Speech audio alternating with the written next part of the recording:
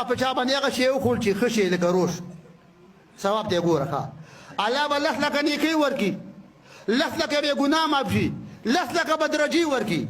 او دا ټول کائنات به دې سړي دپاره د مغفرت دعاګانې کوي او الله به پرې د درې جنتونو د خوراک وکړي جنت عدن جنت خلا او جنت فردوس د پښتنو چې ډېر خوښ دی او که چاله دې لسي ورکړه سپینې شوملې او یا د شاشم غاندلې دغسې جنت به درګۍ پسې ګرده د شومله چې پنځلس ورځې بوټي ته واچوي بوټي یې وچوي پیشو یې نه خوري ګوره ښه پیشو په مستو باندې سر وکوي خو لسي مسي دې له نه خوري لسي خو وچه ده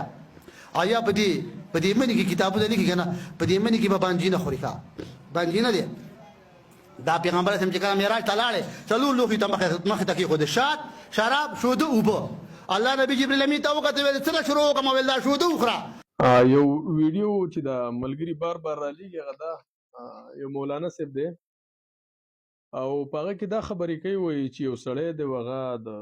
روش او فضایل ذکر کوي نو بیا ملګرو موږ ته ویل چې آیا دا حدیث وجود لري که نه